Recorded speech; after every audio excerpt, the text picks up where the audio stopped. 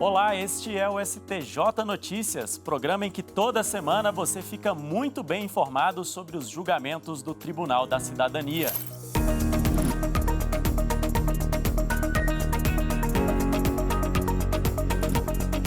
Nesta edição você vai ver, mesmo na separação obrigatória de bens, prêmio de loteria da viúva pode ser incluído na herança do falecido. Decisão da Justiça Brasileira que manda retirar conteúdo da internet pode ter efeitos internacionais. E, além disso, Estado brasileiro pode entrar com ação para regulamentar visitas de pai residente no exterior ao filho que está no Brasil. Eu sou Jaffer Araújo e o STJ Notícias está no ar.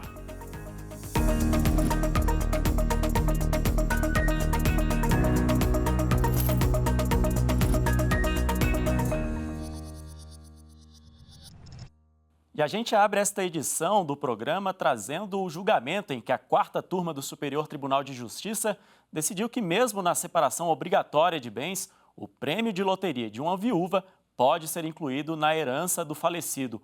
Confira na reportagem de Liamara Mendes. Seja para testar a sorte ou em busca da realização de um sonho, muita gente recorre a uma fezinha. A 4ª Turma do STJ decidiu que um prêmio de loteria de R$ 28.700.000, ganho por uma viúva quando o marido ainda estava vivo, deve ser reconhecido como patrimônio comum do casal e incluído na partilha da herança. O casal esteve em união estável com comunhão parcial por 20 anos. Em 2002, devido à idade avançada, formalizou o matrimônio no regime de separação obrigatória de bens. Após a morte do pai, os filhos ajuizaram a ação contra a viúva para receber parte do valor do prêmio. No entanto, o pedido foi negado em primeiro e segundo graus. O caso veio parar no STJ e o colegiado da 4ª Turma deu provimento ao recurso dos herdeiros. A conclusão foi que não é necessário investigar a participação de cada cônjuge para obtenção de bem adquirido por fato eventual.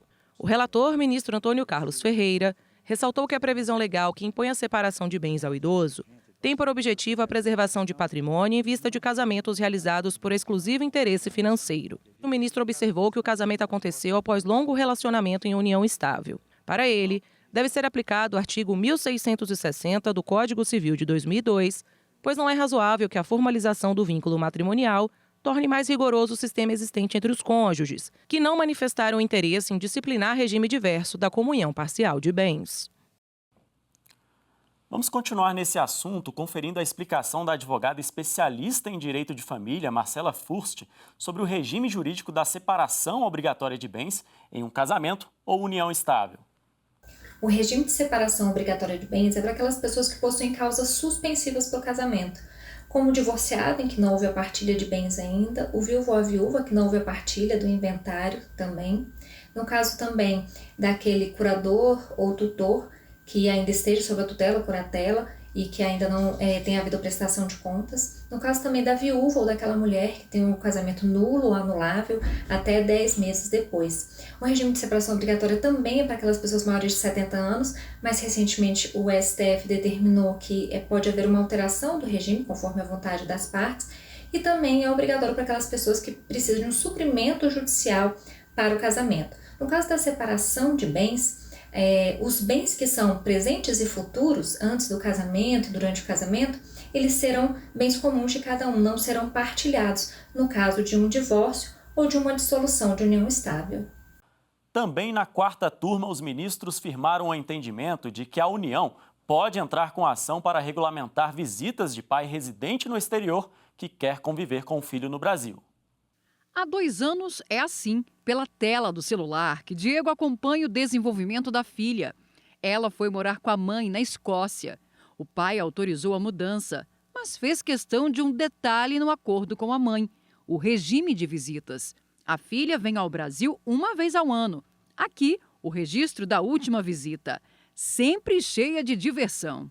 A gente entrou num comum acordo de que a Escócia seria um ambiente muito melhor para a Júlia, um país muito mais desenvolvido, e eu concordei com ela da Júlia poder ir para a Escócia para estudar, para poder crescer por lá. E a advogada fez todo o trâmite legal e deu tudo certo. A distância de milhares de quilômetros não impede pais e filhos que moram em países diferentes de estabelecer as regras de convivência, explica esta advogada especialista em direito de família internacional.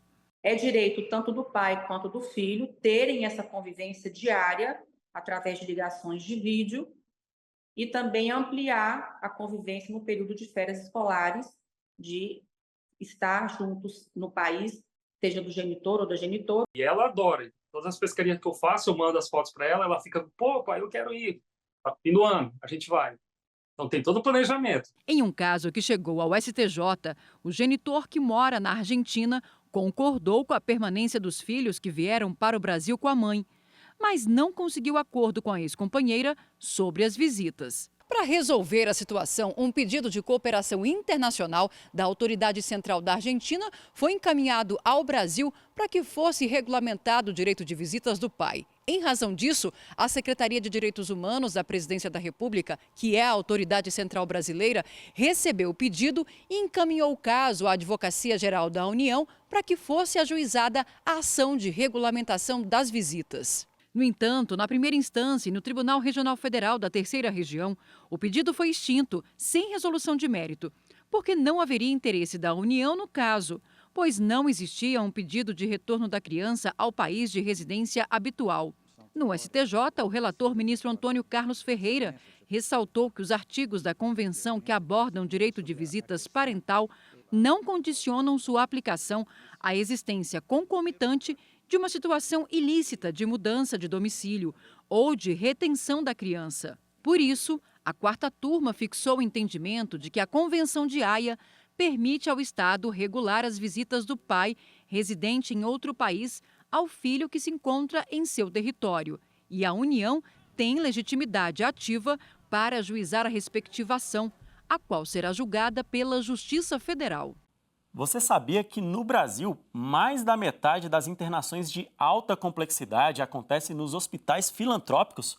Ao todo, o país conta com quase 2.000 unidades de saúde beneficentes, sendo que em 800 municípios brasileiros, os procedimentos hospitalares são realizados unicamente por essas instituições. O papel relevante da rede filantrópica para o sistema de saúde levou à aprovação de uma lei que impede a penhora dos bens desses hospitais para o pagamento de dívidas. Mas essa legislação específica não abrange recursos financeiros em conta bancária, como decidiu a terceira turma. Os ministros da terceira turma negaram provimento ao recurso especial interposto por um hospital filantrópico de Florianópolis contra o acórdão do Tribunal de Justiça de Santa Catarina, que autorizou o bloqueio e posterior penhora de cerca de R$4.000 nas contas da unidade de saúde devido ao não pagamento de parcelas de um contrato firmado com uma empresa de tecnologia. O hospital alegava que a quantia deveria ser desbloqueada porque uma lei de 2022 estabeleceu a impenhorabilidade de bens de hospitais filantrópicos e de santas casas de misericórdia mantidas por instituições beneficentes. Segundo o hospital, os depósitos bancários estariam incluídos na proteção da lei, cujo objetivo é assegurar que o direito coletivo à saúde prevaleça sobre interesses particulares. No julgamento do recurso especial, o ministro relator Ricardo Vilas Boas Cueva reconheceu que os recursos financeiros depositados em contas bancárias são indispensáveis para o trabalho das instituições filantrópicas, mas esclareceu que o texto legal não menciona dinheiro em conta. O ministro acrescentou que uma interpretação extensiva, como queria o hospital, estendendo a impenhorabilidade, prejudicaria as entidades beneficentes ao restringir as chances de obter crédito no mercado, pois iria inviabilizar qualquer execução contra essas instituições. Em outro julgamento, na terceira turma, os ministros estabeleceram que uma decisão da Justiça brasileira determinando a retirada de conteúdo online pode ter efeitos internacionais. Em um mundo cada vez mais conectado, um simples clique pode espalhar conteúdos rapidamente. Mas o que acontece quanto às normas de produção e divulgação desses materiais quando eles ultrapassam fronteiras e são exibidos em vários países? O advogado-membro do Instituto Brasileiro de Direito Digital, Alexander Bispo, esclarece que a regra é seguir o que determina a legislação do país onde o material foi publicado. O conteúdo ele é analisado conforme a legislação vigente no país. As empresas elas têm não uma legislação, mas umas normas internas que certos tipos de conteúdos não passam, então esses conteúdos realmente eles caem por policy e aí eles caem na escala global, realmente. Mas quando é impugnado por alguma pessoa física, certo tipo de conteúdo, a empresa faz a análise do conteúdo e vê se aquele conteúdo realmente infringe a legislação do país. E um caso envolvendo exatamente esse tipo de análise de compatibilidade entre conteúdo e a legislação brasileira chegou até o Superior Tribunal de Justiça. A Google Brasil Internet recorreu contra um acórdão do Tribunal de Justiça de São Paulo que determinou que fosse retirado do YouTube, em nível global, um vídeo que difamava uma empresa. A plataforma YouTube faz parte da Google e, por isso, a responsabilidade é imposta a ela. A defesa alegou que atribuir efeitos extraterritoriais a esta ordem judicial violaria a limitação da jurisdição brasileira e seria incompatível com os procedimentos específicos de cada país, com o argumento de que determinado conteúdo pode ao mesmo tempo ser considerado ofensivo pela legislação brasileira, mas aceito em outros países. Ao julgar o caso, a relatora, a ministra Nancy Andrighi, explicou que enquanto a empresa não demonstrar um conflito concreto entre o direito brasileiro e o direito de país estrangeiro, não cabe ao STJ emitir juízo de valor sobre violação de soberania de outros países de forma abstrata. Confirmando o entendimento da relatora, a terceira turma negou o recurso da Google porque considerou que, embora a ordem para tornar o conteúdo indisponível seja baseada nas normas brasileiras, a efetivação em outros países é uma decorrência do caráter transfronteiriço e global da internet. Por entender que o contexto de um show de comédia presume a intenção de divertir, a quinta turma do STJ decidiu trancar o inquérito policial que apurava se um comediante teria feito piada discriminatória envolvendo pessoa com deficiência. No caso analisado, o Tribunal de Justiça de São Paulo havia negado o pedido de trancamento de inquérito policial apresentado pela defesa de um comediante que fez uma piada envolvendo um cadeirante durante um show de stand-up comedy. Para a Justiça Paulista, seria necessário apurar melhor o caso, com a oitiva de pessoas que assistiram à apresentação e análise de possíveis gravações da cena para saber se o comediante teria praticado ou incitado a discriminação de pessoas com deficiência. No STJ, a defesa do humorista alegou que a conduta seria atípica por não haver dolo específico. Além disso, argumentou que seria papel da sociedade e do público do espetáculo avaliar a piada ou o comediante, não sendo a função de uma autoridade estatal praticar censura. Ao determinar o trancamento do inquérito policial que investigaria o comediante, a quinta turma considerou que o contexto de um show de comédia é suficiente para presumir que a intenção do comediante seja apenas divertir ou satirizar e não discriminar. Para o relator, Reinaldo Soares da Fonseca, não ficou evidenciado no processo o dolo específico de discriminação. O ministro observou que o fato de se tratar de um show de stand-up comedy já denota a presunção do animus jocandi, ou seja, a intenção de fazer uma brincadeira. E agora eu recebo aqui no estúdio o jornalista Ricardo Viula, que tem mais decisões do STJ para compartilhar com a gente. Viula, muito obrigado pela presença aqui hoje. Eu que agradeço pela oportunidade de estar aqui no STJ Notícias, Jaffe. Viula, você começa com um destaque da primeira turma, é isso? Perfeitamente. Mas antes, vale uma rápida contextualizada dessa decisão. É que a lei concedeu uma pensão aos ex-combatentes da Segunda Guerra que não tinham condições de se sustentar. E um dos requisitos para ganhar pensão é que o beneficiário não receba outros valores dos cofres públicos. Então, levando em conta que os critérios para obter pensão também devem ser cumpridos pelos herdeiros, a primeira turma do STJ negou o pedido de uma pensionista que queria acumular o valor recebido pela morte do pai, um ex-combatente, com a pensão do INSS pela morte do marido. Viula, e outro destaque é da Corte Especial, é isso? Jaffer, nesse colegiado, os ministros definiram que o salário e a caderneta de poupança até 40 salários mínimos, como regra geral, não podem ser penhorados para o pagamento dos honorários de sucumbência. A gente está falando daquele valor pago por quem perde um processo para o advogado da parte vencedora. Para a Corte Especial, esses honorários não podem ser tratados como pensão alimentícia, cujo devedor está sujeito a ter o salário penhorado. E esse entendimento do STJ deve ser aplicado a todos os processos semelhantes em curso na Justiça brasileira. Está certo, Viúla. Muito obrigado pela participação aqui hoje. É uma honra ter que contar com você aqui. Eu que agradeço pelo convite e até a próxima, Jaf. E o Superior Tribunal de Justiça aderiu à nova Plataforma Nacional de Publicação dos Atos Judiciais. Vamos conferir. Vem ver a novidade. Agora, todos os atos judiciais do Superior Tribunal de Justiça passam a integrar o Diário de Justiça Eletrônico Nacional. Aqui estão publicados os processos, decisões, tudo organizado para permitir consulta por órgão, data de publicação, buscas por número de processo, parte, advogado e outras formas. A última publicação de atos judiciais do STJ no Diário de Justiça Eletrônico, onde era publicado anteriormente, foi dia 27 de novembro. Agora, somente as publicações administrativas continuam a sair normalmente no DJE do STJ. A adoção do DGEM tem o objetivo de facilitar o acompanhamento dos atos judiciais num só endereço eletrônico, independentemente de qual tribunal seja a origem da publicação. E foi implementado pela Secretaria de Tecnologia da Informação e Comunicação do STJ, em conjunto com a equipe técnica do Conselho Nacional de Justiça, responsável pela nova plataforma. O DGEM pode ser acessado no endereço eletrônico comunica.pje.jus.br. Milhares de cidadãos foram atendidos pela ouvidoria do STJ entre 2023 e 2024. Eu apurei essa informação e te conto agora os detalhes.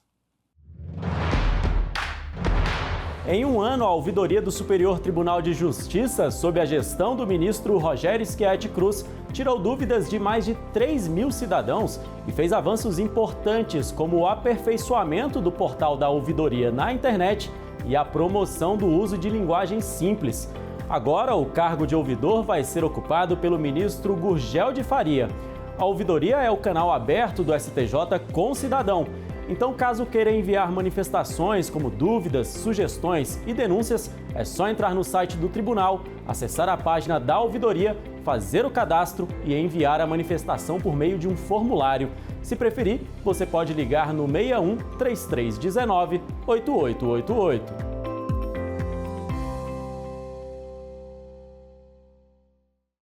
E na reportagem especial desta semana, vamos repercutir o recente entendimento do STJ de que o provedor de internet não precisa de ordem judicial para retirar um conteúdo contrário aos termos de uso da plataforma.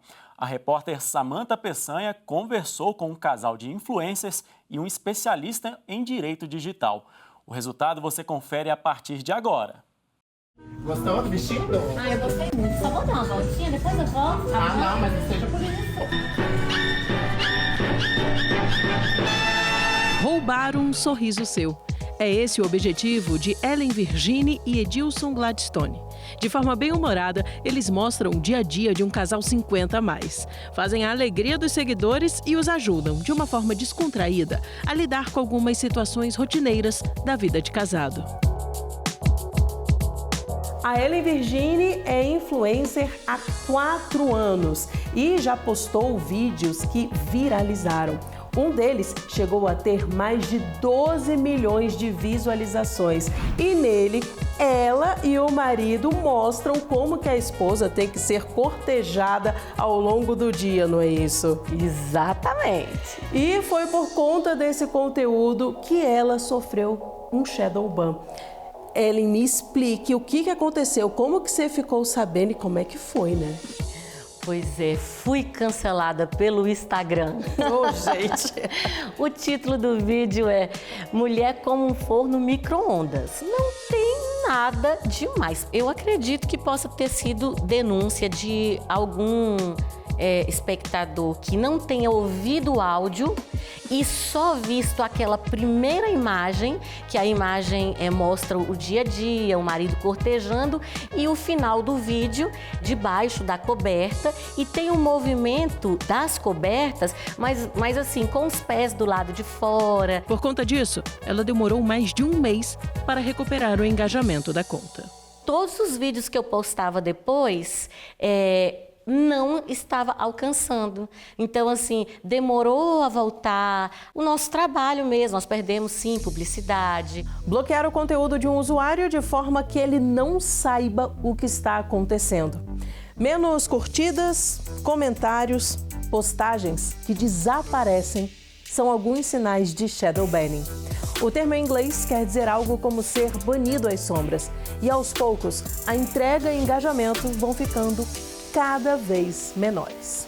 O advogado especialista em direito digital Frank Né, de Santa Cruz, explica que essa medida é aplicada a usuários que, por algum motivo, não seguiram as regras da plataforma em que o conteúdo está publicado.